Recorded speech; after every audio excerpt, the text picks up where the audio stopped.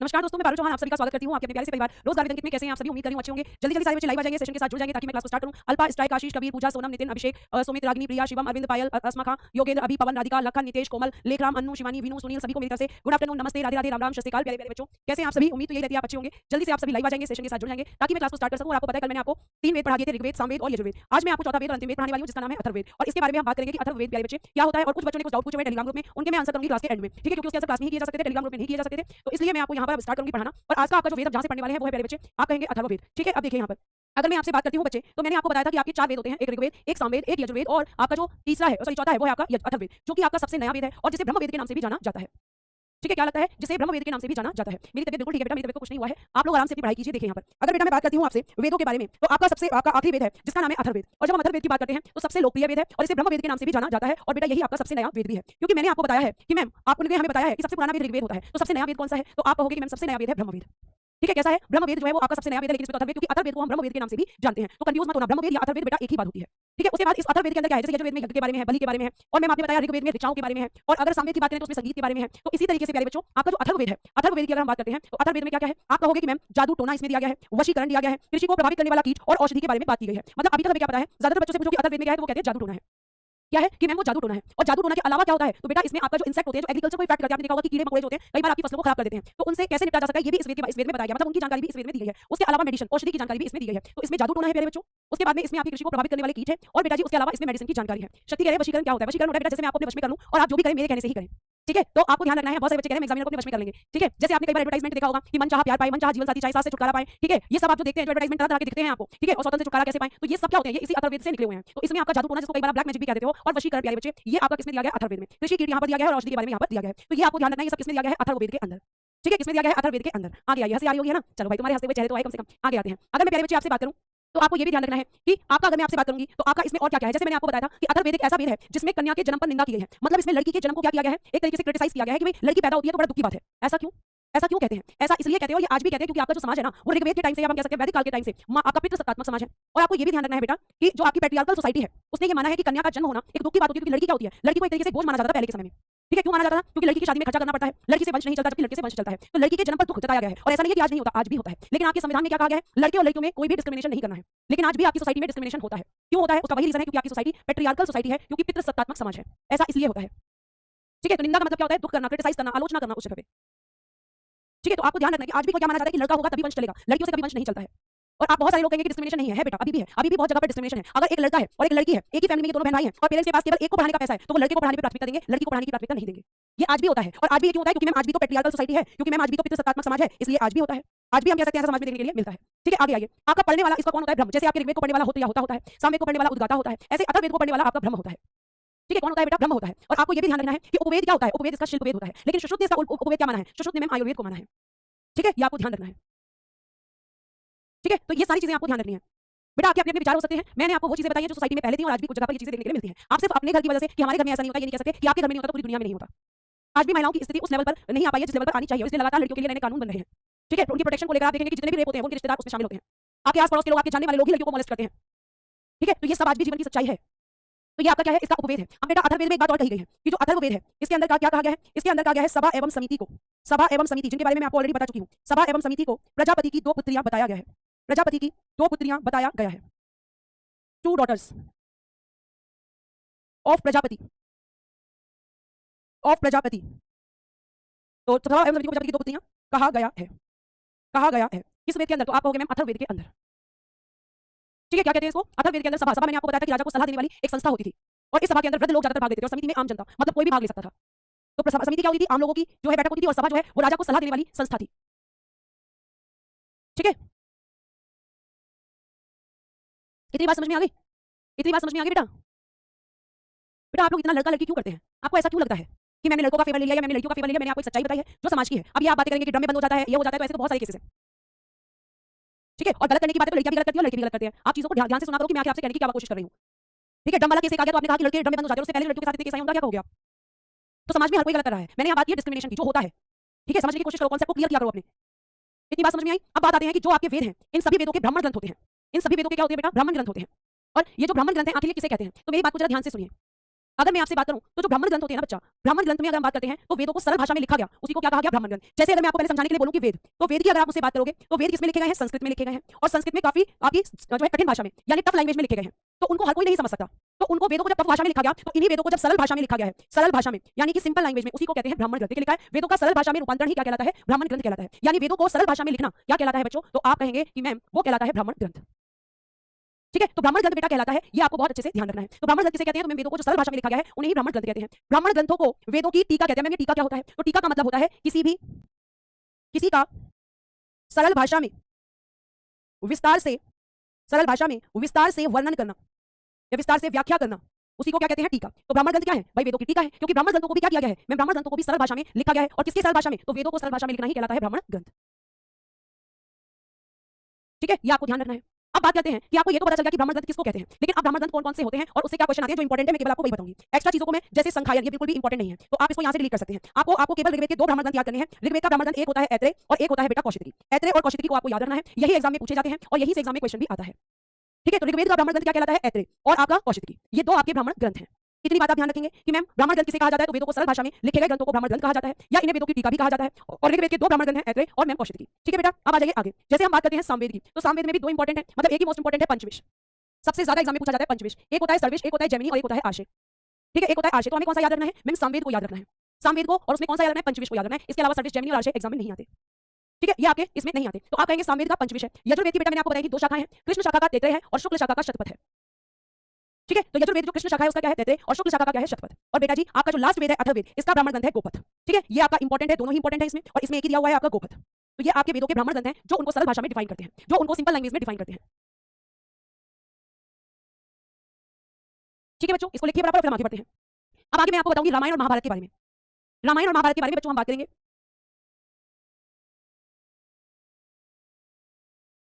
ठीक है, आगे आइए। आगे अगर मैं बात करती हूँ बेटा, तो आगे पहले आप बात करेंगे वेदांग। जैसे आपने एक पढ़ा आपने संस्कार, कि संस्कार कितने होते हैं। आपने उपनिषद को पढ़ा कि उपनिषद कितने होते हैं।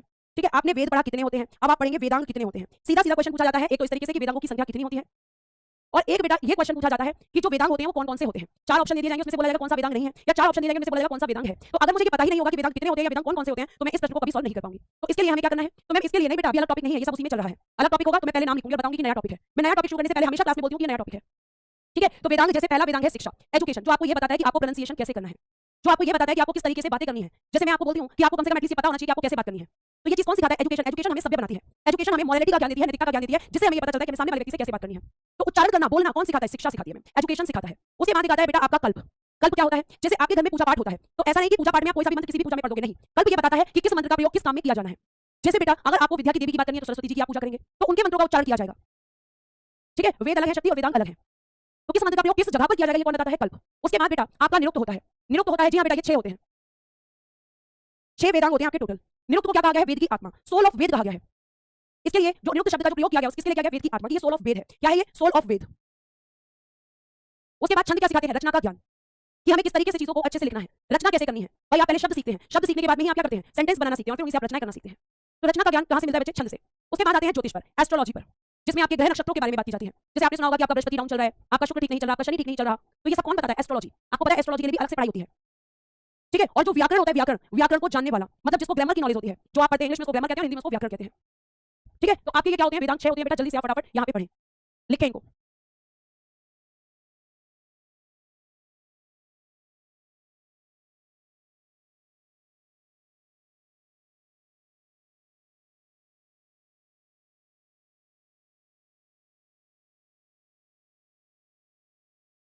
ठीक है, आगे आते हैं, आगे देखिएगा बेटा। आगे अगर मैं बात करती हूं तो मैं आपसे पहले बात करूंगी, क्वेश्चन आपके एग्जाम में पूछा जाता है कि पाणिनि ने किसकी रचना की है, तो पाणिनि ने अष्टाध्यायी की रचना की है। ऐसी किताबों के बारे में बात कर रही हूं मैं जो एग्जाम में पूछी जाती है। ठीक है, तो पाणिनि ने किसको लिखा है, तो पाणिनि ने मैम जो है वो अष्टाध्यायी को लिखा है। ठीक है, अब बात आती है रामायण की, जरा ध्यान से सुनना। रामायण को बेटा संस्कृत में लिखा गया है और इसे लिखने वाले थे महर्षि वाल्मीकि जी। और रामायण क्या है, ये आपका सबसे पुराना महाकाव्य है, सबसे पुराना महाकाव्य। सबसे पुराना महाकाव्य आपका कौन सा है, रामायण, ओल्डेस्ट महाकाव्य। आप हमेशा बताएंगे रामायण, क्यों मैम, क्यों बताएंगे, क्योंकि बेटा भगवान राम भगवान कृष्ण से पहले आए थे। जैसे कुछ लोग बोलते नहीं मैं महाभारत होगा, महाभारत नहीं होगा, क्योंकि महाभारत में कृष्ण जी क्या जिक्र किया गया है, और विष्णु भगवान का जो कृष्ण का अवतार है वो राम के बाद आया है। तो पहले राम जी के बारे में बात की जाएगी। तो आपका जो रामायण से क्वेश्चन आता है, रचना किसने की है, वाल्मीकि जी ने। अगर मैंने आपको वर्कशीट दी है, आपने उसके क्वेश्चन देखे होंगे, तो रामायण से वहां पर प्रश्न है। और रामायण के बच्चे संस्कृत में महर्षि वाल्मीकि जी ने लिखा है, लेकिन अब इससे क्वेश्चन आता है कि इसको अवधि में किसने लिखा है, इसको फारसी में किसने लिखा है, ये सब सारी चीजें आपको ध्यान रखना है। तो आप कहोगे कि मैम संस्कृत में महर्षि वाल्मीकि जी ने, अवधि में लिखा है गोस्वामी तुलसीदास जी ने, और तुलसीदास जी ने जब इसे अवधि में लिखा है तो उसको क्या कहते हैं, रामचरितमानस। रामायण को जब अवधि में तुलसीदास जी ने लिखा है तो इसी को कहते हैं रामचरितमानस। और रामचरितमानस किस भाषा में लिखी गई है? अवधि में। क्या रामचरितमानस और रामायण अलग है? नहीं, दोनों में ही भगवान राम का जिक्र है, लेकिन अंतर क्या है कि रामायण जो है वो संस्कृत भाषा में है और रामचरितमानस आपकी जो है अवधि भाषा में है। आंसर मैंने कल शेयर कर दिए हैं, कल भी किए थे, परसों भी किए थे, लगातार टेलीग्राम ग्रुप में आंसर शेयर कर रही हूं आपके साथ। ठीक है, उसके बाद में बेटा तमिल में किसने लिखा है रामायण को? कंबन ने। इंपॉर्टेंट कौन सा है? ये इंपॉर्टेंट है, ये इंपॉर्टेंट है। तमिल में किसने लिखा है? कंबन ने। उसके बाद में पूछा जाता है कि फारसी में किसने लिखा है, तो बेटा फारसी में रामायण को लिखा है बदायूनी ने। ठीक है, बांग्ला में किसने लिखा है? कृतवास ने। फिर इंपॉर्टेंट है, अंग्रेजी में किसने लिखा है? अंग्रेजी में लिखा है आर.टी.एच. ग्रिफिथ ने, आर.टी.एच. ग्रिफिथ ने। ठीक है, और फिर प्यारे बच्चे बाल रामायण को किसने लिखा है? भवभूति ने। तेलुगु में किसने लिखा है? भास्कर ने। कन्नड़ में किसने लिखा है? कुमुदेंदु ने। तो ये अलग अलग भाषाओं में जो रामायण लिखी गई है वो किसने लिखी है, केवल इतना प्रश्न यहां से बनता है।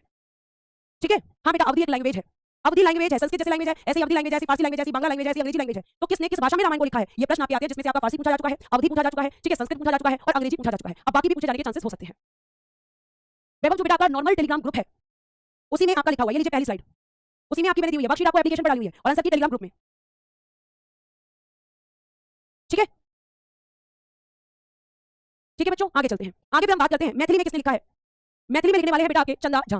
ये इंपॉर्टेंट नहीं है बहुत ज्यादा, आगे देखिएगा। अब हमने रामचरितमानस के बारे में बात की है, तो इसमें कितने कांड हैं? इसमें कितने कांड हैं?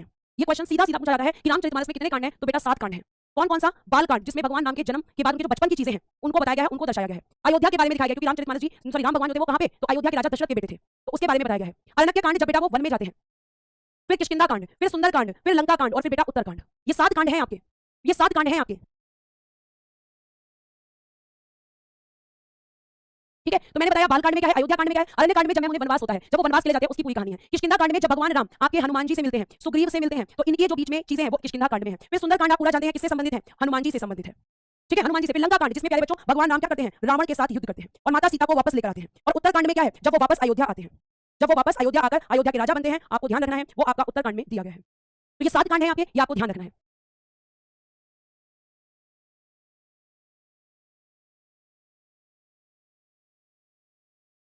सबसे बड़ा कांड कौन सा है बेटा? सबसे बड़ा आपका बाल कांड है, बिगेस्ट। और सबसे छोटा कांड कौन सा है? किष्किंधा कांड सबसे छोटा है। ये आपके द्वारा पूछे गए प्रश्न है, स्मॉलेस्ट। सबसे बड़ा बालकांड और सबसे छोटा किष्किंधा कांड। ठीक है बेटा, ये आपको ध्यान रखना है। तीसरे वाले में बेटा लखन आपका जो भगवान राम है, अरण्यक कांड, जिसमें वो वन जाते हैं, उनके वन के जीवन के बारे में पूरी बात है। ठीक है, बिल्कुल पूछा जाएगा आपसे, क्रम में लगाने के लिए पूछा जाएगा। ठीक है, क्रम में लगाने के लिए बेटा आपसे पूछा जाएगा। तो ये आपके 7 कांड हैं। अब हमने रामायण के बारे में बहुत अच्छे से बात की, अब हम बात करेंगे सबसे पहले महाभारत के बारे में, फिर बात करेंगे पुराण के बारे में। अब महाभारत में आपको पूरा जो मुझे बताना है वो लिखकर बताऊंगी। महाभारत, इससे पूछा जाने वाला प्रश्न है, सबसे पहले याद रखेंगे सबसे बड़ा महाकाव्य, सबसे बड़ा महाकाव्य, बिगेस्ट महाकाव्य यही है। महाभारत में किसकी बात है? पांडवों और कौरवों की चर्चा। महाभारत की रचना यानी राइटर वेद व्यास जी, वेद व्यास जी ने की है। वेद व्यास जी की रचना यानी राइटर वेद व्यास जी, वेद व्यास जी ने की है। उसके बाद में महाभारत का अन्य नाम जय संहिता। यहां के महाभारत के बारे में क्वेश्चन आते हैं, इससे ज्यादा नहीं आता।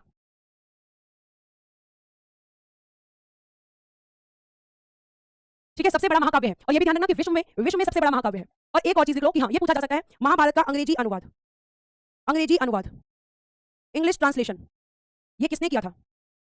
ये भी एड ऑन कर लेना, अंग्रेजी में अनुवाद किया था किसारी मोहन गांगुली। ठीक है, उसके बाद में अदर नेम जय संहिता। उसके बाद में बिगेस्ट महाकाव्य इन द वर्ल्ड। ठीक है, आपके 3 महाकाव्य माने जाते हैं।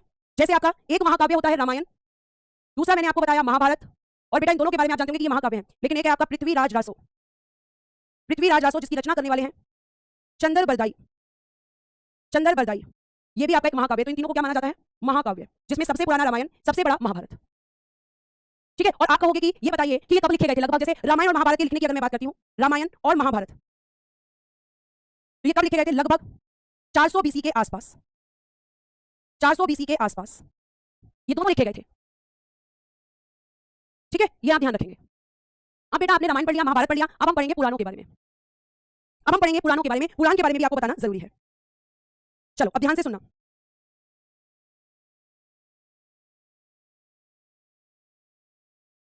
देखो पुराण, आपसे पहला क्वेश्चन बनता है पुराणों की संख्या कितनी है? तो 18। सबसे पुराना पुराण बेटा मत्स्य पुराण है, और इस पुराण में सातवाहन वंश के बारे में बात की गई है। मैम सातवाहन वंश कब पढ़ा होगी? आगे। अभी केवल आपको ध्यान रखना है कि किस पुराण में किसके बारे में जिक्र किया गया है। ठीक है, तो आप कहोगे कि मैम पुराणों की संख्या 18 है और सबसे पुराना पुराण ओल्डेस्ट पुराण मत्स्य पुराण है जिसमें सातवाहन डायनेस्टी के बारे में चर्चा की गई है या बातचीत की गई है। ठीक है, उसके बाद में बेटा भगवान विष्णु के 10 अवतार, इनकी चर्चा कहां कहां पर है, इनकी चर्चा किस किस पुराण के अंदर की गई है, तो लिखिएगा इनकी चर्चा है अग्नि पुराण, अग्नि पुराण में इनकी चर्चा है, भागवत पुराण इसमें इनकी चर्चा है, और बेटा गरुड़ पुराण इसमें भी इनकी चर्चा है। तो भगवान विष्णु के 10 अवतार अग्नि पुराण, गरुड़ पुराण, भागवत पुराण के अंदर दी गई है। और जो भगवान विष्णु के 10 अवतार हैं इसमें मैं आपको बता दूं कि इन 10 अवतारों से क्वेश्चन आता है, ऑफ कोर्स आता है। क्या क्वेश्चन आता है मैम कि भगवान विष्णु का जो अवतार है, जैसे एक क्वेश्चन पूछ लिया गया कि कूर्मा अवतार किस रूप में था, तो कछुए के रूप में था, या हिरण्यकश्यप का वध करने के लिए किसका अवतार लिया था भगवान विष्णु ने। ये सब क्वेश्चन यहां से बनते और बनते हैं, इसलिए आपके कंटेंट में है, नहीं बनेंगे तो कंटेंट में नहीं होंगे। ठीक है, उसके बाद में बेटा देखना यहां पर अगर हम बात करते हैं तो पहला है आपका मत्स्य अवतार, यानी मत्स्य अवतार बेटा मतलब किसका अवतार, मछली का, यानी फिश के रूप में उनका पहला अवतार था यहां पे भगवान विष्णु का। ठीक है, भगवान विष्णु का अवतार कैसा था, तो मैं मत्स्य अवतार जो कि आपका ध्यान रखेंगे कि आप कह सकते हो कि मैं पहला अवतार था। ठीक, उसके बाद में बेटा कूर्मा अवतार, कूर्मा अवतार मतलब कछुए के रूप में जन्म लिया, कछुआ मतलब टर्टल, कछुआ मतलब टर्टल, कछुए के रूप में अवतार लिया, कूर्मा अवतार कहते हैं इसको। ठीक, तो पुराणों की संख्या कितनी है, सबसे पुराना आपका जो है, अब आते हैं वराह अवतार। बताइए वराह अवतार में कैसे थे भगवान विष्णु, तो आप कहोगे कि मैम जैसे आपके सुअर का मुंह होता है यानी पिग, उस तरीके के दिखते हैं ये वराह अवतार के अंदर। ठीक है, उसके बाद में नरसिंह अवतार, नरसिंह अवतार में जिसमें ये आधे आप कह सकते हो कि इनका जो मुंह था, मुंह किसका था, शेर का, और इससे इन्होंने क्या किया था, हिरण्यकश्यपु को मारा था। क्यों मारा था, तो अपने भक्त प्रहलाद की रक्षा के लिए, अपने भक्त प्रहलाद की रक्षा के लिए इन्होंने हिरण्यकश्यपु को मारा था जो कि प्रहलाद का पिता था, और जो भगवान विष्णु में विश्वास नहीं करता था लेकिन उसका पुत्र भगवान विष्णु की पूजा करता था, आराधना करता था, और इस बात से वो उससे चिढ़ता था और इसीलिए क्या करता था, उस पर अत्याचार करता था।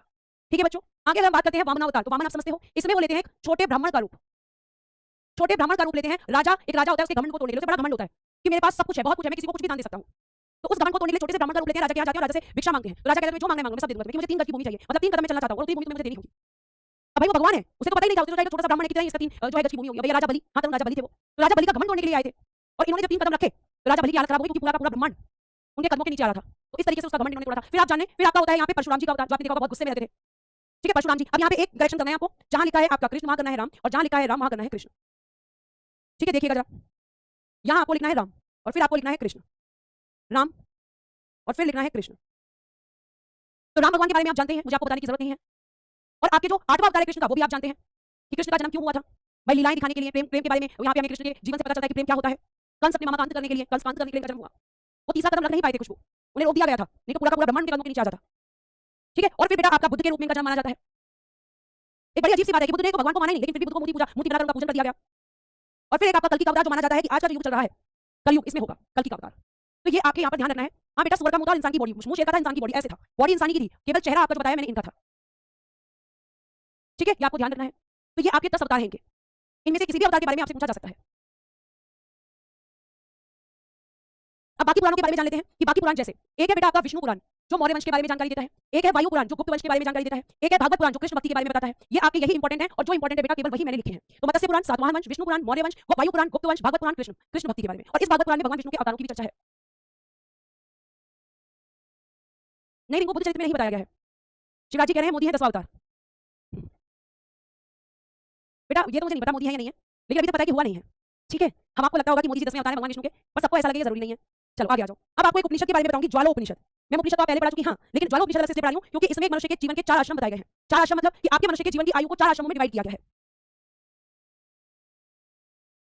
ठीक है, अब देखिए यहाँ पर बच्चे, अगर मैं आपसे बात करूं तो ज्वाला उपनिषद की जब हम बात करते हैं तो ज्वाला उपनिषद में आपके 4 आश्रम हैं। एक है आपका ब्रह्मचर्य जो 0 से 25 वर्ष तक होता है, मतलब ये कहा गया इस आश्रम के अंदर कि जब बच्चा पैदा होता है और वो 25 वर्ष की आयु तक होता है तो उसको ब्रह्मचर्य का पालन करना चाहिए। अगर मैं आपको ब्रह्मचर्य बताऊं, इसका मतलब ये है कि आपको किसी भी स्त्री को गलत नजर से नहीं देखना चाहिए, किसी भी स्त्री के साथ शारीरिक संबंध नहीं बनाने चाहिए, किसी भी स्त्री को जैसे आज के टाइम पे ट्रेंड चल रहा है गर्लफ्रेंड बॉयफ्रेंड का, तो ये कहने को 25 साल तक आपको नहीं करना चाहिए, क्योंकि इनका मानना था कि 25 साल तक एक व्यक्ति की जो उम्र होती है वो विद्या ग्रहण करने की होती है, और अगर व्यक्ति का भटकाव इधर-उधर हो जाता है तो उसका जो फोकस है वो अपनी जगह से हट जाता है, और ये गलत भी नहीं है।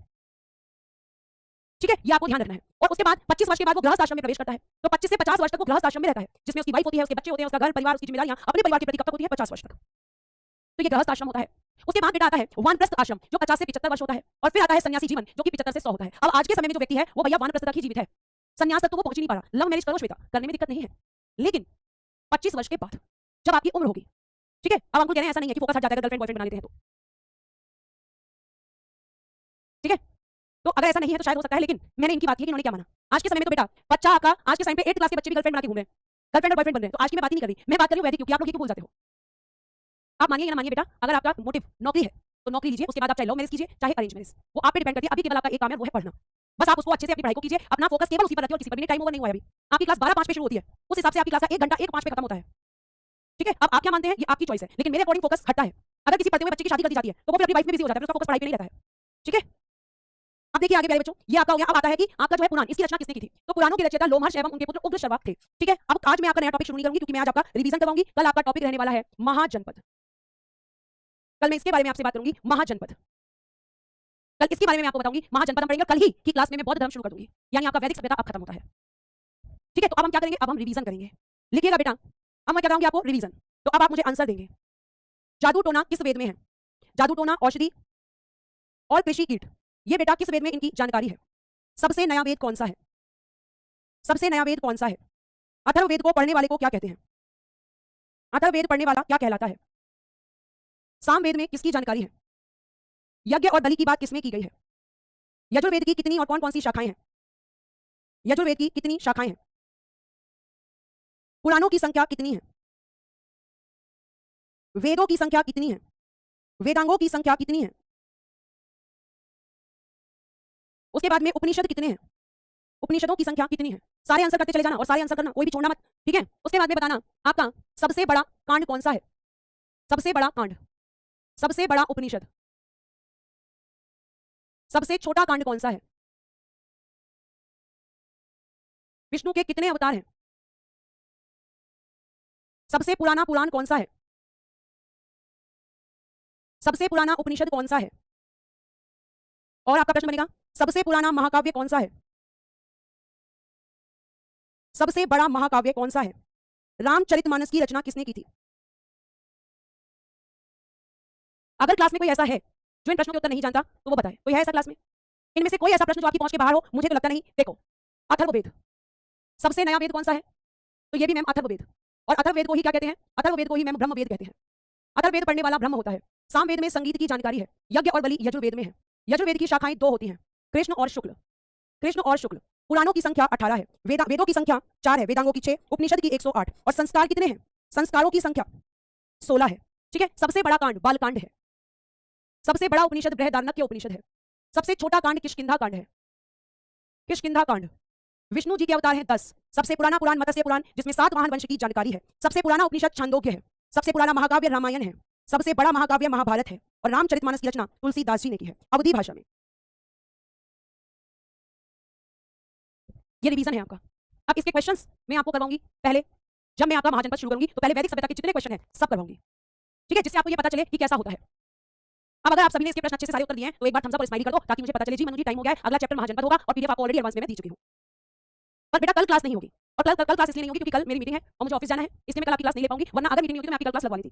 ठीक है, तो आज के लिए प्यारे बच्चे इतना ही रखते हैं, कल क्लास नहीं होगी बेटा। तो thank you so much, bye bye, take care and good day everyone. जय हिंद, जय भारत। हंसते रहें, मुस्कुराते रहें और आप हमेशा खुश रहें।